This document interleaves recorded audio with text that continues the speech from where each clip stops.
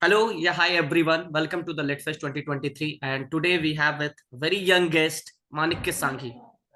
Manikya Sanghi, welcome to the LitFest 2023. Thank you so much, sir. Hello, everyone. My name is Manikya Sanghi. I'm a multiple award-winning author. Till now, I've written a total of 21 books. At present, I'm 15 years of age. Yeah, that's seriously a multiple award-winning author in all the awards which we are glancing in your on your backside. First of all, and seriously, it's a serious achievement, to Thank you. have you on our board. And let us talk a little bit about you first of all, before delving into your writing journey. So Very well. yeah. So I would Uh, want you. so I, Okay. please speak. Yeah, I would want you to, describe yourself to, our audience, because as you had said, you're just 15 years of age, and people who are more than, 30, myself, plus 30, are not able to write 21 books, as you mentioned, right? So first of all, tell me a little bit about yourself. So I'm primarily right from the beginning of my childhood. Like I have always been a storyteller. At least that's what my parents have told me. I don't really remember a lot. So right from like 3 years of age, I used to tell stories to my parents, and that's where like it's like been a passion inside of me right from the beginning. And I also used to have a little bit of enhanced literary prowess, I would say. My parents have told me that I used to read complicated encyclopedias and all that. Not to brag, only for information's sake. And yes, I love writing books. I love writing my series. I wrote my first book when I was 5 years of age. It was called The Little Monkey's Birthday. So it was primarily meant to motivate children towards eating healthier and giving them tastier alternatives to raw food and vegetables. Otherwise, I wrote my first novel at the year of 9 age. Sorry, I wrote my first novel at 9 years of age, and I received the complete idea of it during meditation, which the meditation which I do is from my mentor. So I'm really grateful to her for all that. And I got the first novel, and I slowly started getting ideas for an entire series. And as those ideas expanded, I slowly built on the world and noted them. And so it got transformed into this concrete chronicles of Tierra that it is now today. And yes, that's about it. I'm a 15-year-old boy. I love playing video games. I love sharing stories with people. Okay. And yeah. That's great. That's great. That's great to hear. You're very a lot of things to tell actually. So my Thank you. one question is, as you said, I was actually, impressed by your, introduction yourself, doing meditation at such a young age. Means even I see people who are, 40 plus, 50 plus, are still, reluctant about meditation, right? But the thing is that, so who actually, prompted you to, I will use the word again, prompted you to, meditate? Because meditation is something which is, of a senior age guys, after 40, when I Yeah. 30 is not even the right age for meditation. No, I mean, this is like a different kind of meditation. It's based on a spiritual science. It helps you gain certain, benefits in life by that meditation. It's created by a mentor. She has created over 400 plus kinds of meditation like these. And the thing is, why I was able to do it from such a young age is that it does not require the immense concentration or anything like that. It's without concentration. You can just sit. All that you have to do is you have to sit and you have to close your eyes.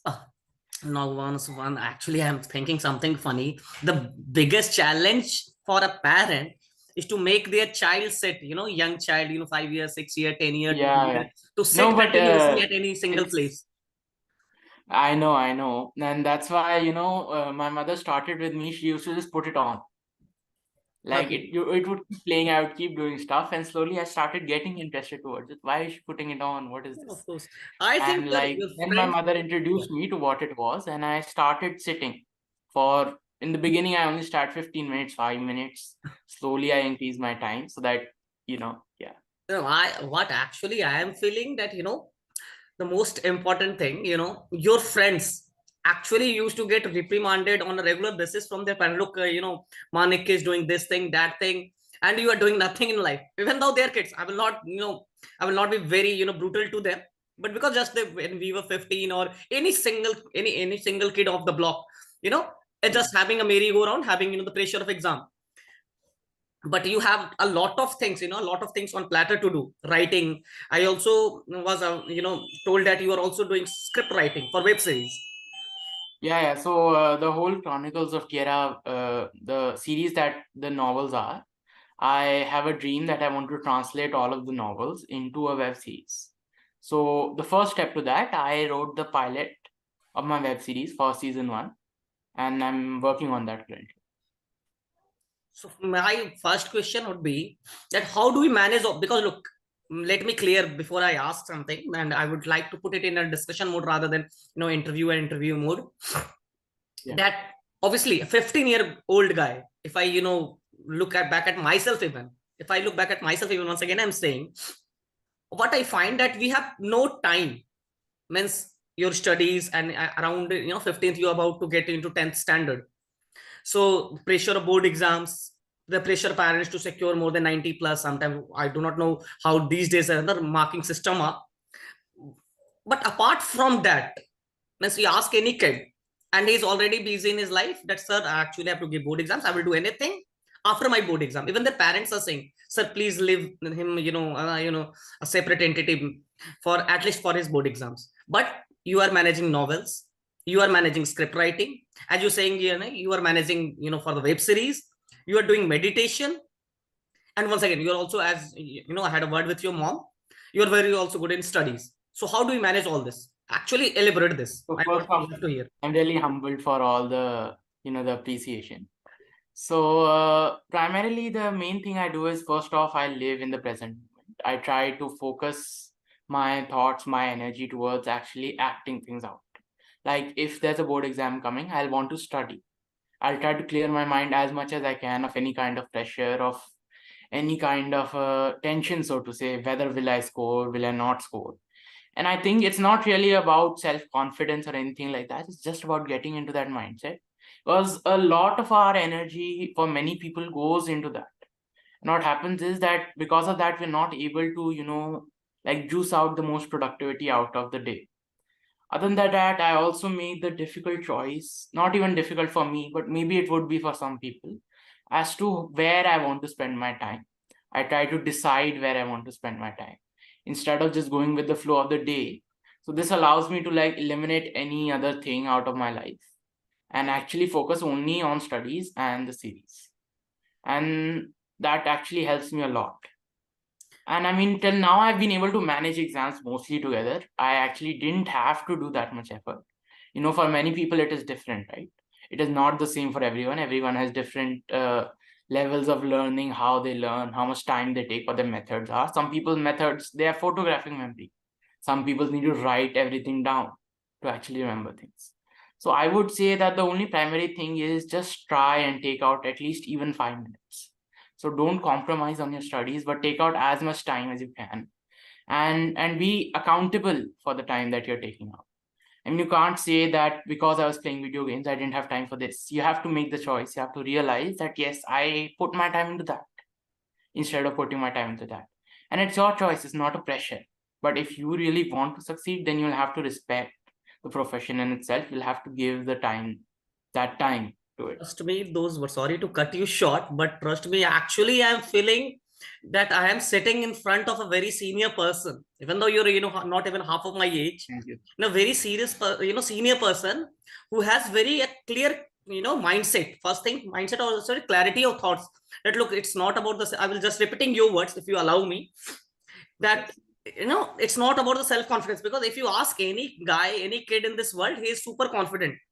If he's doing nothing, if he's even have, nothing, he says, sir, I am the best guy in the world, I am the best girl in the world. I mean, yeah, I think sometimes even people try to fake confidence to, like kind of get over their own insecurity. The mindset, I'm Don't just putting pad the their keywords own in my mind right realization. now. That how Miss No, sir. beautifully you have put, and with the thought process, Miss, yeah, it could be, because it's not like that we have been thinking on this thing, I'm now thinking that, am I rightly thinking about my time zone, or were we far behind during our, time, or still we are far behind? But seriously, you are a guy who, seriously, not just the kids of your age, but people of our age or who are also senior than us should look you for inspiration. Seriously, matlab, Thank you, sir. it's an honor for me to interview you. Thank you, sir. No, it's an honor for me to get interviewed. No, the thing is that I will tell you one fun thing. What actually is impressing me right now, your clarity of purpose. It's, you're not saying that look, I am the, the studious guy of the, the city. I am just studying hard and day in and day out. No, I'm also having my exams. I'm also having my fun aspects. I'm also playing video games, which obviously, it's like a ritual of your age, guys, that without video games there is no. Yeah. So it's a ritual, like, if I'm not playing video games, then the world is going to, collapse. So, but even though you have a clarity, it's not about the writing. Sorry to say, it's not the writing which is impressing me right now most. It's your thought process towards your writing, which we actually teach to the, the new authors, your new aspiring authors, that it's your writing which will get improving gradually, but the thought process behind it need to be, cleared. You have to be very strong. Yes, sir. Okay. No, sir. There's no need to say sorry. I mean, it is no, only I'm not saying sorry. thought. Yeah. No, I'm just saying from my side that, without the thought process, it's actually very difficult to actually do good writing. Yeah. Because it's like, without the thought process, your thoughts do not get converted into the paper, into your action. And without that, there's no point, right? Nobody's reading your mind. You have to narrate the story. You have to give it out to people. For that, you have to make the choice of doing that action. It's very important. Yeah, I wonder. Okay, the one Yes, thing, I would. yeah. Yes, sir. There's one thing which I would like to ask. Normally, when I see, students of your age, specifically, young, your authors, 13, 14, because I've, worked with, few authors who are, younger, not now younger than you right now. Otherwise, you were already very younger when actually we first met, So normally they try such genres which are scarcely believable. For example, if a guy of yours is writing, a book in a romance genre, then obviously there to be not believable, because what does he know about love and those, very, secluded emotions? But you are writing in such a genre, fantasy genre, or something. We have studied your book, also read your books. Means you make it believable that okay, if if a guy is looking at your age and you're writing, yeah, this guy can write. Your writing is seems so much believable. So what is the, thought process behind it? So the thought process behind it is, I just try to, observe people around me. And I have tried to understand how adult emotions work.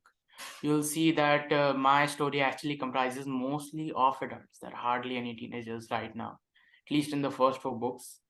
And I've taken a lot of guidance from my mentor. She has helped me understand such complicated feelings to help me get a relatability, a realism to my characters.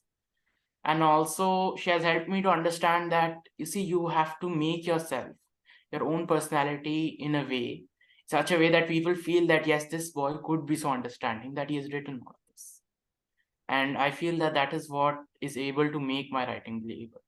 And as long as teenagers writing romance genre is concerned, I really think that whatever people are writing, it should only be about their quality, right? It should not be about believability. I don't know what circumstances people have in life, what they have learned, what they have not learned in life. But what is more important is that if they write good things, it should be acknowledged. It should not be about age or the believability of it, that a child wrote it, so what? If you don't write. Okay. Agreed that it's not about the age, it's about, the understanding of emotions. Yes, sir. So let us discuss any of your book which you want to discuss. Means any, a brief synopsis or a gist, which you want your readers. If there are 21 books of yours, which book would you like for the first time reader who has known you for the first time, that okay, Manikya Sanghi is an author, okay, a writer, and I should pick his book. So which book would you recommend to him and why? I think I would recommend the first novel that I had written. It was like a real start to my journey of being an author. Apart from that, from a more story point of view, it's like most of my life's work till now has been towards Chronicles of Tierra, and it's like the first book. It's like a whole series. So if I would want someone to be introduced to the world of Tierra, I would want that they first read The Wizard of Sansoneria, which is now has been retitled as The Wizard. I have recently released a second version with some editing to story, some improvements to the way characters and the story have been expressed, because obviously I was quite young when I wrote it. I wrote The Wizard of Sansoneria at 9-11 years.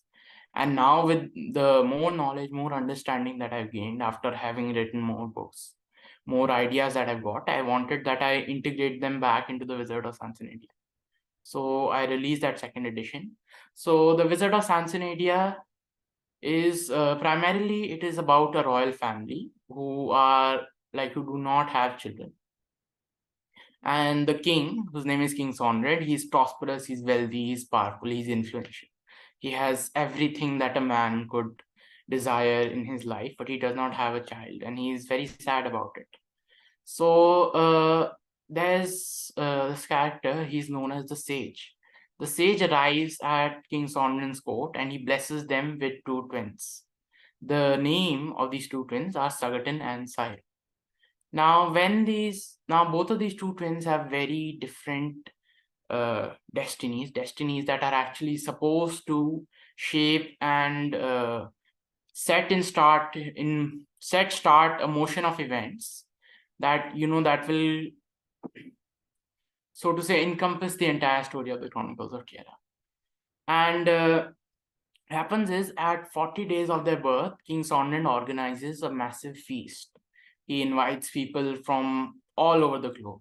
He invites kings, knights, fairies, everyone. And what happens is, later on, they have a blessing ceremony where a specific few revered, honorable people that he feels, they get to meet Sagatin and Sairo and they bless him. And in this ceremony, things don't turn out as expected. The Queen of Albatross, who is a wicked, malicious sorceress, a dark sorceress, she appears there and she curses Sagatin on the pretext of wanting revenge from King Sonren over something that he did to her earlier in his life. And she curses Sagatin that he'll become one of the most evil, the most wicked people that the world has ever seen. And with that will be combined an unbound amount of power. And such a combination, what does it create? It creates destruction. And that is what his entire life will become. He will only destroy, he will torture the people of the world in ways that were not even imaginable to them right now. And King Sonren is absolutely devastated when he hears this, to know that his son would go on to become something like this because of his own actions. So King Starion, who is the king of fairies, he's yet to bless the two princes. And King Sonren requests King Starion to do something about it. So King Starion says that since, the spell is already so powerful, he won't really be able to do much, but he cannot avert it, but he can prevent it to a certain extent. And he makes a prophecy that the day Sagatin will meet the One, the most righteous, the most filled of light, that person, when he will meet him, then Sagatin will return to his original self and all of his sins will be washed away. And the entire story is how all of these characters interact, how Sagatin's story, his life unfolds with the people around him, and whether he is finally able to meet the One and who the One really is. Okay, it was a very wonderful story. Okay, there's one question of mine. Normally, we do not see sequels of the books, right, these days, but your books have sequels. So, what is the idea behind it? Do you not able to write the whole book in a single edition, or do you think that, okay, let me write something, then get back to my studies, then I'll write another one? No, actually, so first when I wrote Wizard of Sansoneria, at around that time I received the ideas for like the entire Chronicles of Tierra, like all of those ideas, and I knew that for the story to be coherent, to work at a pace that it should, so that it can engage while also conveying the message that it needs to. It cannot, all of those ideas cannot come into one book. And so I planned out the entire Chronicles of Tierra first. And that's why, so it wasn't like I made the first book and then it became successful and then I did a sequel because it became successful. You know, the standard pattern that goes Yeah, I know. many places. It was already decided that whatever happens to the Wizard of India, I will write all these books because I wanted to complete that story. I wanted that, you know, all those ideas that I received, which I considered were wonderful and should be shared with the world, should not be wasted or should not be left in my mind. That all of them should be translated into the stories that they deserve to be a part of. So that's why I wrote all of the sequels and why I'm continuing to writing the sequels so I can complete the seeds. So how many, parts of Wizard of Cincinnati are going to be there? So I have written 5 books till now. So they're not parts of Wizard of Already. Cincinnati. It's like Wizard of Cincinnati is a part of Chronicles of Tierra, like Yes, the I know, first book. the Chronicles of Terra. But And sorry. yeah. So I right now only 2 of the books are published and commercially available. I have written the rest of the books, but you know, there are certain editing, certain changes that are still going on. Since all of the books are very closely knit, very closely integrated, there are foreshadowing and many things like that, which I'm still working on. And after they have been completed, I will make those books also commercially available. Okay, so you have already written 5 which are commercially available. If Sorry, correct me if I'm I've wrong. written 2 which are commercially available. Okay. I've written a total of 5, but I haven't published them. I haven't released them. Okay, so 2 The are rest of the available. series. The first part and the second part Yeah. is available, and 3 more parts are about to get released. If Yes. I'm right, right? Okay. And I'm working on the rest of them. Like they are also almost complete. So it'll be like in one. Okay. Let's talk about some other. You talked a lot about the Chronicles of Terra and the Wizard of Cincinnati, and apart from that, you talked about your first book. So what about the other books? Because you have said already an So, impressive number. so I had written a story, The City Without Water. It's about a young dragon who is very insecure about himself, who doesn't feel like he belongs in his tribe of dragons. So basically, it's about dragons with a human intelligence, dragons who have an emotional complex, who interact like humans. And these dragons, they're extremely powerful, and so they are so powerful. Their fire inside them, it's so powerful that they constantly need water every summer solstice to like calm themselves down. Otherwise, their own fire would burn them out. So it's the story of how like they do this every summer solstice, and this time, this young dragon, the attack that they do this time, it helps this young dragon overcome his insecurities. It helps him realize who he truly is, his true potential, and that he's not the odd one out. He actually belongs. And first, I originally wrote that story for a writing contest, but then my mother suggested to me that this deserves to become a book. Right now, it's a short story book. And after that, after reading the story multiple times, I realized that there was an opportunity that I could inculcate life skills, lessons of life skills into it for children, because it has always been said right from the ancient times that one of the best methods to teach is stories, because stories are not preachy, they entertain you, and yet if you can Agreed. put it the right way, they can help teach important things, especially to children. So I created one comic which includes all those life lessons. One of the other books is The City Without Water, which is like a normal story. I have also created 4 Sudoku books, 5 Sudoku books. I've created another story for children, which is known as Thank You Santa. It's also a short story. Children creating a Uh, short story book for children. That's impressive. so, and 2, 3 more books. One of them is about bullying. One of them is about people realizing their true purpose. And I actually got these stories during school examinations. So we have like a story writing part. School exams And is I wrote actually that tell us story, about and the purpose of our life. yeah, and people tell me, I mean, those who read it, that this needs to become a book. This cannot remain till the examination paper. So the rest of the books are primarily about that. Rest, I have my first book, which is Little Monkey's Birthday, and all the other books of the Chronicles of Terra. Okay. So Sudoku means, actually, obviously everyone have heard about Sudoku. And so what is the idea behind it to write a book on it? And then not one or two, means 5 books on Sudoku. Why such, obsession with Sudoku? Yeah, it was mostly commercial. I saw an opportunity where such books actually sell a lot, and it's not a book. It's not like any Sudoku philosophy. It's Sudoku puzzles Okay. from 1 to 5, Sudoku like regular puzzles. books. So it was like a commercial initiative for my side for earning money. Okay. Oh my. So I created these So five you are books, and writing yeah, also, they were you're pretty also, successful. devising the commercial, aspects. And I thought it was good. I mean, I have been focusing on helping children in various emotional ways. I could help them in logistical ways, right? And Sudoku is actually very good for honing the mind in terms of Yeah, of course. I all mean, these mathematical things, at least. mathematical things. Okay. We will do not, trouble a lot, and we will go towards the end of the session. Okay. So Exactly. my last question would be a very simple question. Which book, apart from your Wizard of Cincinnati and the Chronicles of Tierra, which book we are going to see from your side in the upcoming future? In the upcoming future, so many people have asked me lots of questions about my journey, like you are asking me right now. And often it comes out in conversations, and there's no really recorded place for it. And I realized that many times, my journey could actually help other children, other people, to get inspired and to achieve their dreams, to achieve their goals.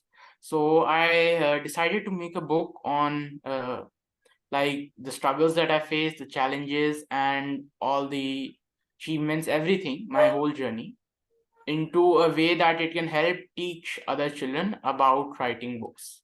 So it's how to be a successful child author. How to be a So successful that's the child? next book that And I'm that's going a to create. nice title, actually. Yeah. Okay. We will wrap up the session, and thank you, Manikya, for being with us, and it was really an insightful discussion with you as always. Thank you. Thank you, sir. It's an honor for me.